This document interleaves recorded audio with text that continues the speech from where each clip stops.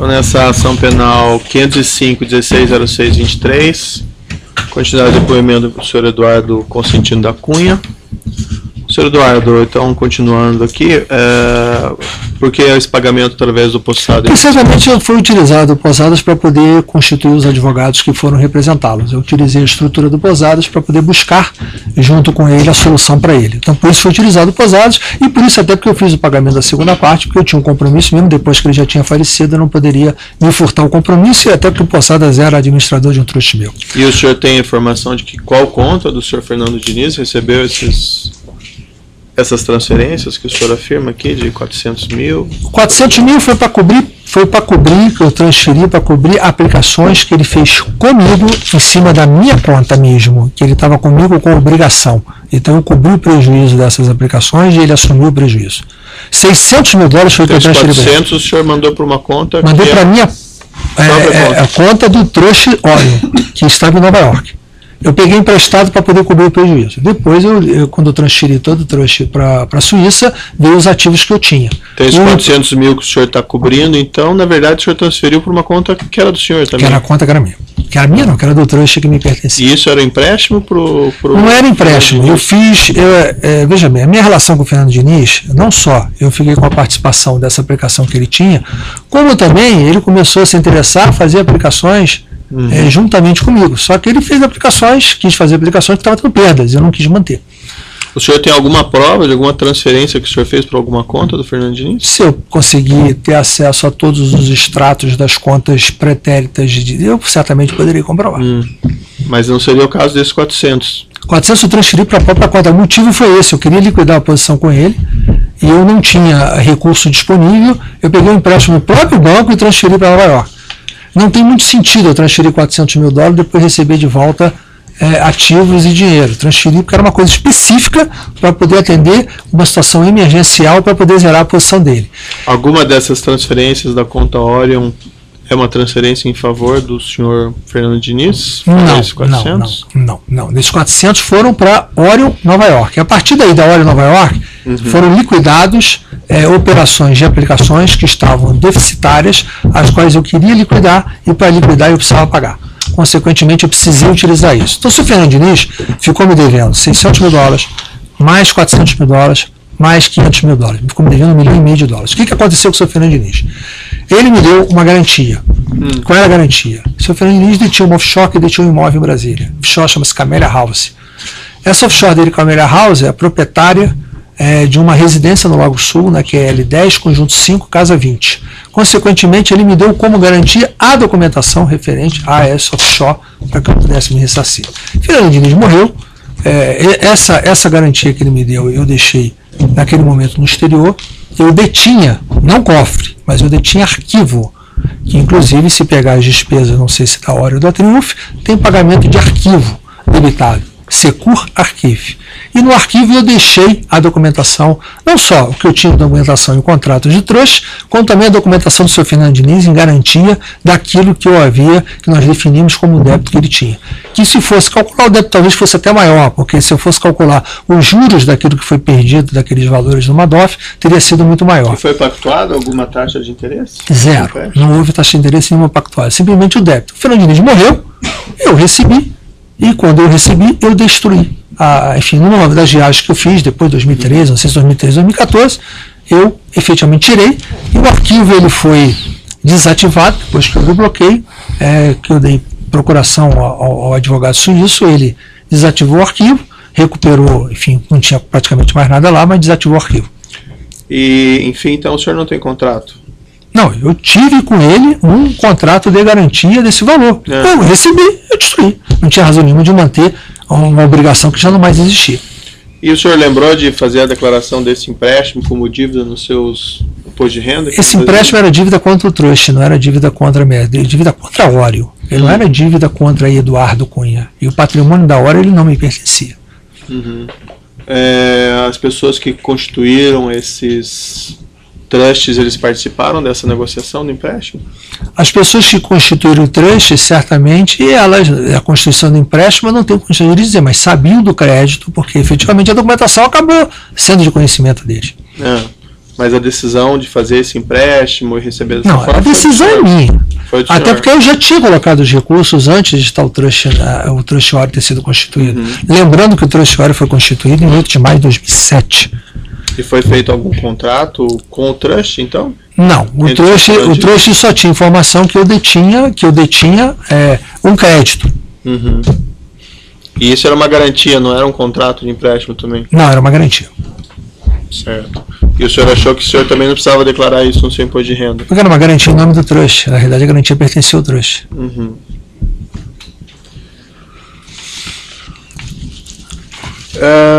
Pois bem, o senhor tem alguma testemunha, alguma prova desse empréstimo do senhor Fernando Diniz? Eu tenho a impressão que, na época, talvez o parlamentar mais ligado a mim, que testemunhava muito a nossa relação, além, depois aqui, falou até da perda do Madoff, que foi deputado João Magalhães, na época era deputado federal, mas o deputado Nelson Bournier, que não é mais deputado hoje, mas foi deputado nesse período, ele entrou junto comigo na eleição de 2002, e era muito ligado também ao Fernando Diniz, e ele conheceu bem isso. Então é uma pessoa que pode dar algum esclarecimento, não sei o nível de conhecimento que ele possa se recordar, mas com certeza absoluta ele estimulou muitas discussões financeiras com relação a gente. Inclusive sobre esse empréstimo? Inclusive sobre esse empréstimo. Por que nenhuma testemunha confirmou a existência desse empréstimo ou tinha conhecimento disso? Porque, Excelência, quando nós fizemos o rol das testemunhas de uma forma muito precária aqui, a gente foi contestar denúncia no seu conjunto. Eu trouxe testemunhas para comprovar que, em primeiro lugar, eu não tive qualquer participação na nomeação do Sr. Jorge Zelada. Isso ficou claramente comprovado por todas as testemunhas aqui. Eu quis trazer claramente que não houve a reunião que está me atribuindo o Ministério Público da denúncia num domingo, 12 de setembro de 2010, nas vésperas da campanha eleitoral, ao lado do prefeito Eduardo Paes. Então eu procurei corroborar os fatos. Isso é um fato relevante? Não, esse é um fato relevante, mas nesse momento eu não me recordei que eu teria que trazer uma pessoa que pudesse... Quando eu constituí na pressa, essa denúncia foi contestada aqui por mim dentro da carceragem da Polícia Federal, precariamente, como advogada que tinha deixado a causa naquele momento, porque ela não está estabelecida aqui em Curitiba, e o Dr. Marlos e o Dr. Rodrigo assumindo a causa naquele momento. Assim, foi uma fase conturbada, eu não tive... não estava na minha... Você deu uma entrevista sobre esses fatos ainda em 2015? Não deu tempo de, antes mesmo da sua prisão, de levantar isso? Excelência, o problema não se trata de levantar os testemunhos. Eu, por exemplo, tem detalhes que a cada dia que passa eu tomo mais conhecimento. Quando eu pego, por exemplo, meu processo de separação judicial da minha primeira esposa, eu me lembro de fatos que eu não me lembrava. Eu tomei conhecimento disso aqui sexta-feira passada, que me foi trazido pelos advogados. Então, são fatos que a gente vai se lembrando na medida que a gente é forçado a fazê-los. No momento que eu apresentei a contestação, a única coisa que eu informei meus advogados para contestar é que era uma operação privada de empréstimo entre eu e Fernando Diniz. A nossa preocupação foi trazer o filho dele para poder depor, que veio aqui e acabou não falando. Enfim, foi trazer quem pudesse... O senhor mencionou o filho dele não tinha conhecimento desse empréstimo? Evidente que teve. Porque ele não quer falar da offshore que tem a casa, não quer falar da conta bancária do país no exterior da qual ele é beneficiário. É por isso que tem que, inclusive, pedimos em diligência o inventário para ver se tem alguma coisa declarada no inventário. Porque o filho dele ficou muito próximo de mim depois da morte do pai dele, muito mais do que ele possa falar. Até porque, efetivamente, o que aconteceu? Quando o pai dele morreu, a vida do pai dele era muito desorganizada, eu percebi isso depois, e muitas orientações eu fiz.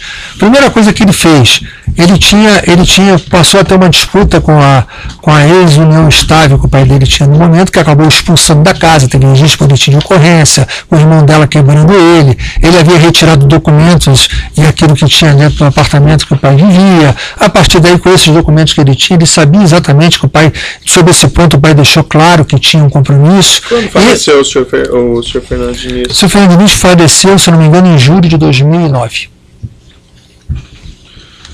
Ele foi fazer uma cirurgia sem comunicar para ninguém, para tirar uma íngua na virilha, numa sexta-feira de noite, às 11 horas, num consultório. Teve uma parada cardíaca e morreu.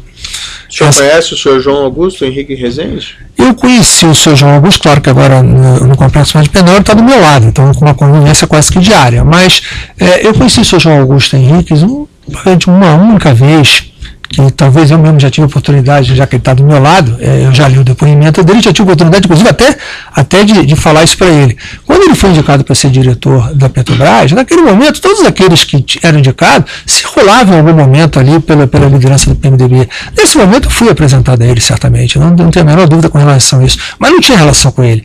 Eu nunca soube que o dinheiro tinha sido depositado pela conta dele, nunca tive com ele depois desse momento, ele nunca me falou nada.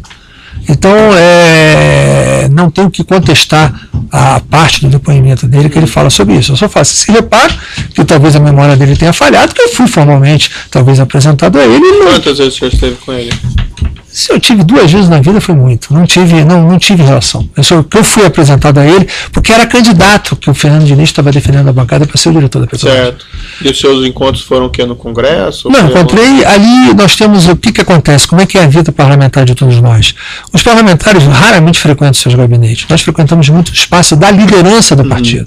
E a liderança do partido você encontra todos os parlamentares, e tem várias salas, e muitas reuniões às vezes são feitas ali mesmo. Então, o Fernando Diniz esteve com ele, ou estava com ele ali. Então eu conheci ali. Nas 2 vezes foram no Congresso? Foram no Congresso. Se eu não me engano, foram no Congresso. E o senhor tinha alguma relação comercial com ele? Nenhuma. Relação financeira? Nenhuma relação.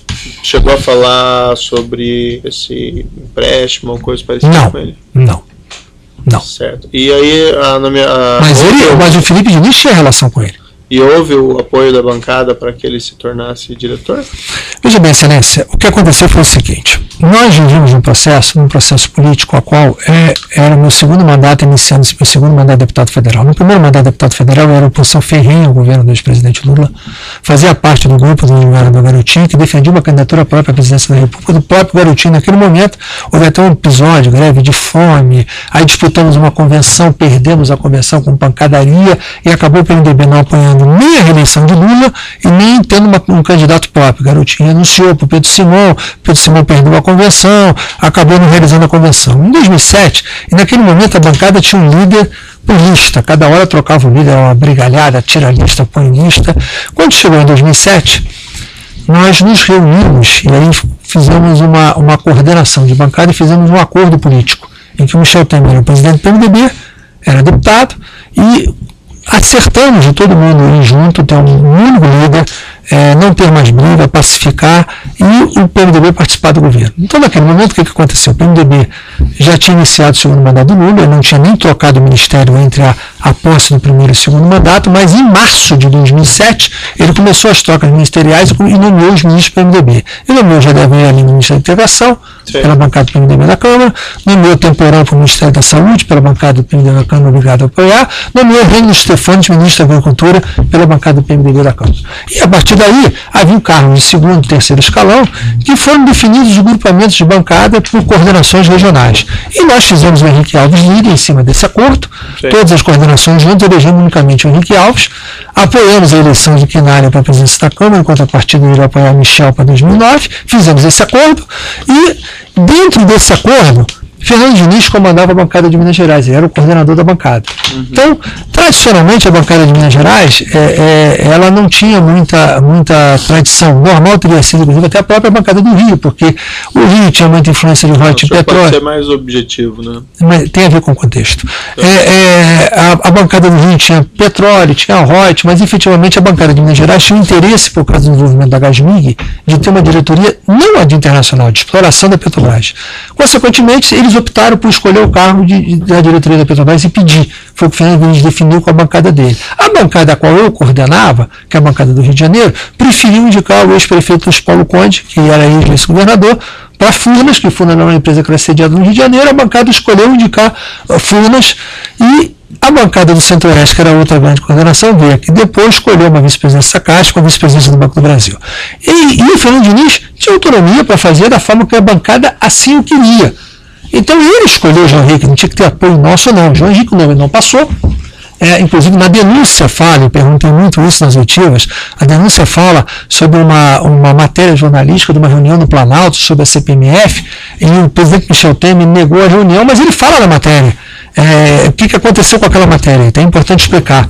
Os acordos eram que todos os cargos só fossem nomeados em segundo escalão após a votação da CPMF. O que acontece é que o PT nomeou na frente a graça forte para a diretoria de gás, naquele momento, feito pela ex-presidente Dilma, e nomeou o Dutra para a presidência da Petrobras. Aquilo irritou o Congresso inteiro, se é para depois da CPMF, então o pessoal teve uma revolta, não porque queria o cargo, a revolta porque o PT estava se aproveitando da situação, e aí gerou essa revolta no Congresso. Aí assumiram o compromisso que ia nomear tudo depois, e vetaram o nome do João Augusto, foi que eu tive esse conhecimento. Esse conhecimento quem vetou e por quê?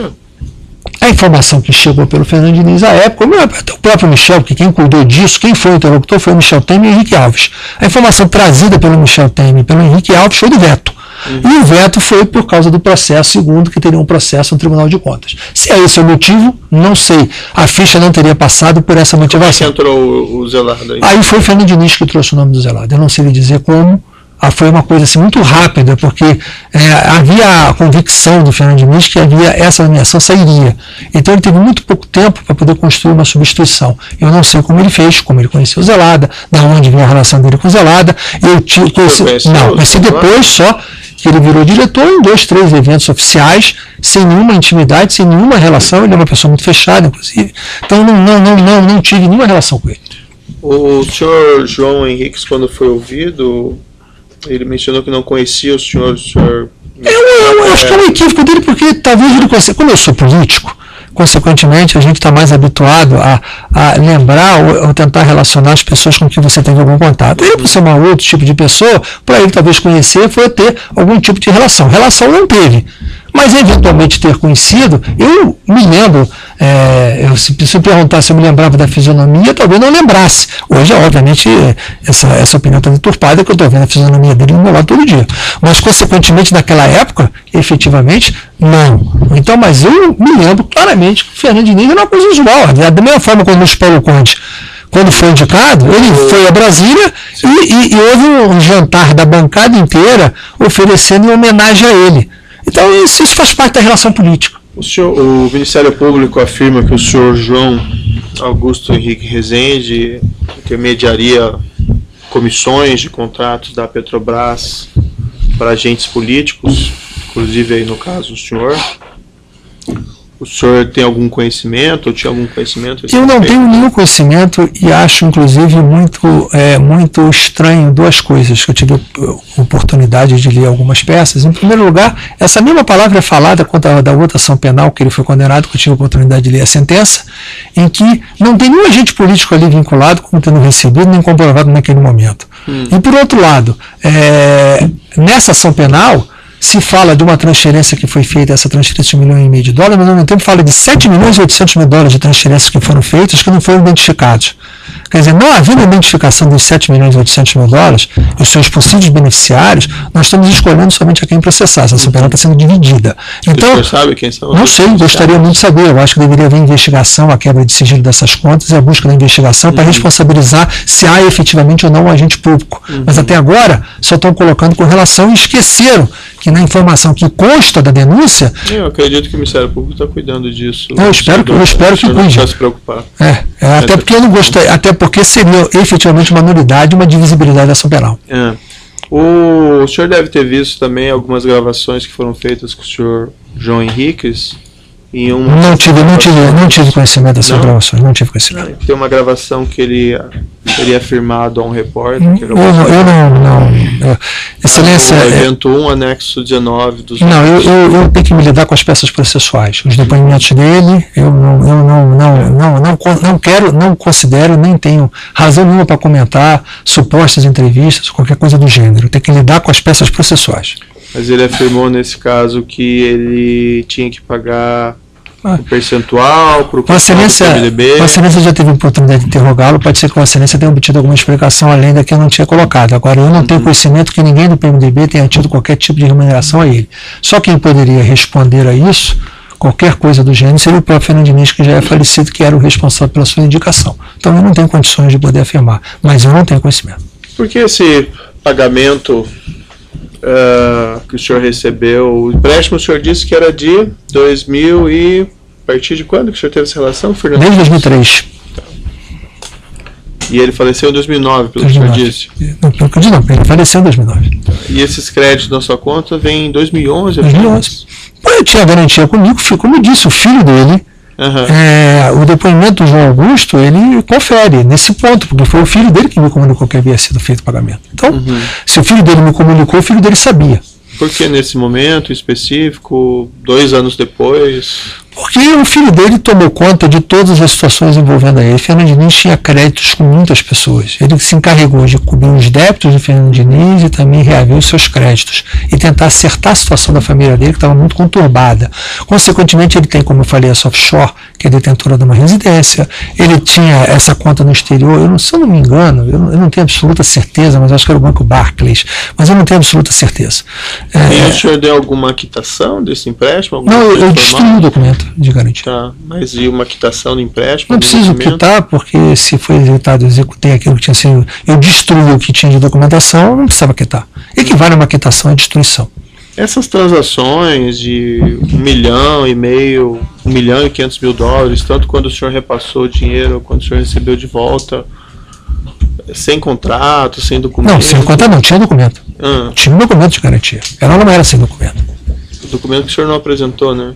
Eu não apresentei, não, eu destruí, não foi o Estado a apresentar. Se tivesse sido o Estado a apresentar antes que eu tivesse recebido, talvez eu apresentasse. Quando foi feito o empréstimo também não tinha contrato?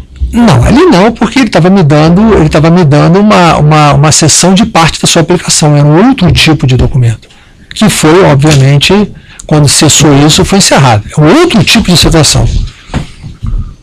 Veja bem, Excelência, ele tinha uma aplicação, para deixar isso bem claro, ele tinha uma aplicação de, supor, $20 milhões. Aquilo tinha uma remuneração anual que, se resgatasse antes, perdia o direito à aplicação, perdia o direito à remuneração da aplicação. Então, se ele tinha $20 milhões, numa remuneração de 10% ao ano, se ele desaplicasse por causa de $600 mil, ele perderia $2 milhões. Essa era a lógica da operação. A lógica não era outra que não fosse essa.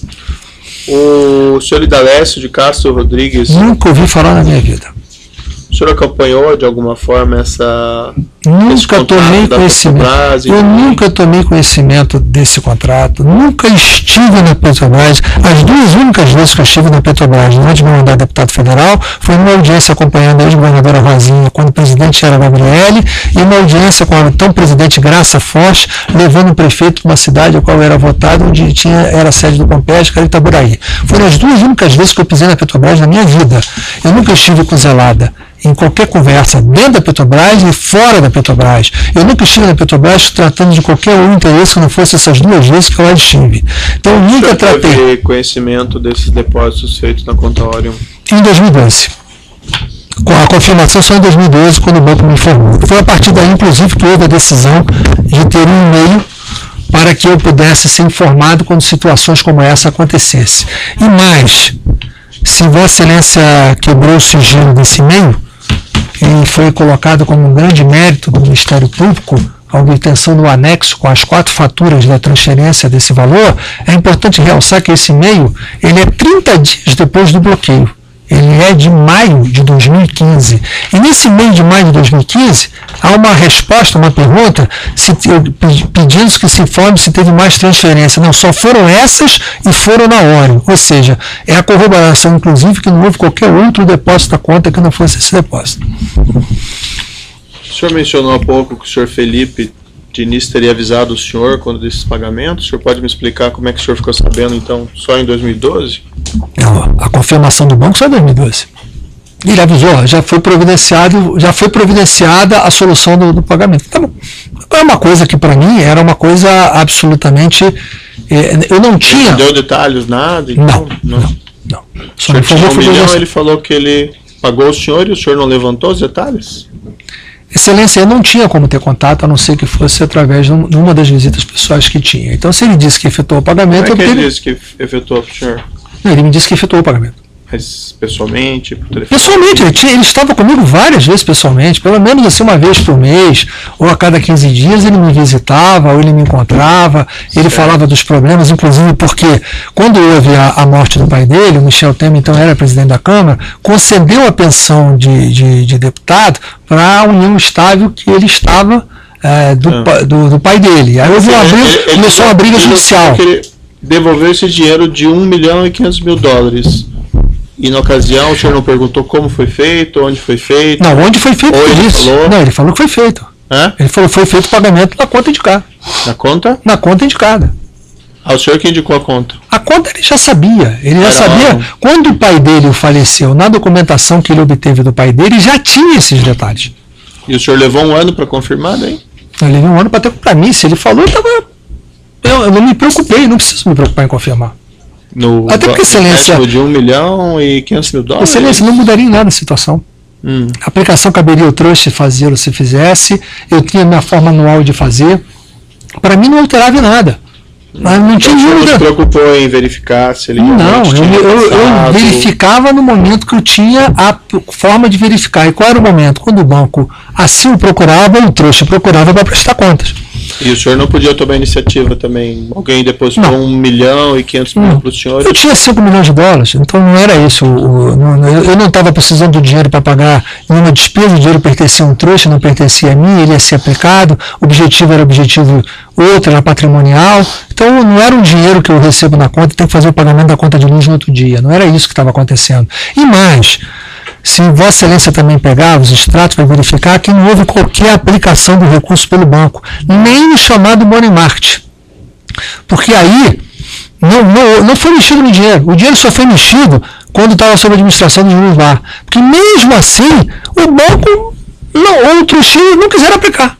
Eles não aplicaram, eles mantiveram o saldo. Geralmente, quando você mantém um recurso em caixa, como se chama, e se você não está fazendo nenhuma aplicação, o mínimo que você se faz é manter no chamado money market, que é o antigo Open Night aqui, que tem em todos os países com os títulos da dívida pública. Nem isso foi feito no recurso. A movimentação dele só se deu quando transferiu para a Netherton em 2014.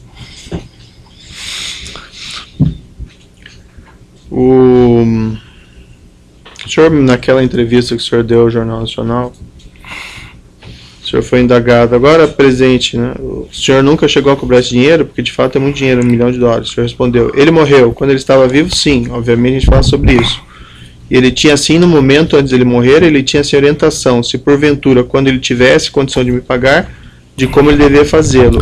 Ele tinha assim a conta, ele tinha o trust, ele sabia que eu devia previamente avisar o trust e o trust deveria concordar. Excelência, eu dei várias entrevistas e foram muito maiores as informações do que essa questão. Eu não tenho condição de reconhecer o que eu falei ou deixei de falar numa entrevista, e certamente ela foi ditada e não contém a integralidade do que eu falei. Então eu não vou responder a entrevista, eu vou responder o fato que está aqui, que é o momento processual, é esse. A informação que eu estou lhe prestando.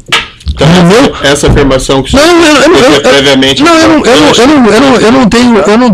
Eu não quero considerar a informação que aí está, porque eu não sei se ela é verdadeira ou se não é, se a transcrição é, se eu falei mais coisas ele não colocou. E outra coisa, existe uma situação da posição política que está sendo colocada, que você, quando fala para um telespectador, quando você fala para um leitor, você tem que falar numa linguagem que possa mais ou menos ser compreensível. Existe a situação jurídica, que eu tenho que dar a explicação correta daquilo que aconteceu. E eu estou no momento responsabilizado penalmente, tem que dar explicação jurídica, não tem que responder a entrevista, eu tenho que responder as peças processuais. Certo, é que existe aparentemente uma contradição aqui. Eu não vou considerar como contradição, Excelência, não faz parte do processo a entrevista. O senhor disse que recebia... Excelência, 2012, não faz parte da denúncia. O senhor disse que deveria previamente avisar o trust. Excelência, eu não reconheço a entrevista como parte processual, ela não faz parte da denúncia. Então eu não quero nem entrar no mérito, não é questão de se é ou não é. Eu prefiro não responder a entrevista. Ele está instruindo os autos, tá? Só vou lhe informar aqui, está no... Não faz parte da denúncia. Inquérito policial 29, evento 2. A denúncia não pode se basear em matéria jornalística. A denúncia tem que se basear nos fatos que estão colocados. Só dando a oportunidade para o senhor esclarecer. Eu não vou esclarecer. Problema. Certo. Já deu os 30? Não, né? Tá. Não, só um pouquinho aqui mais.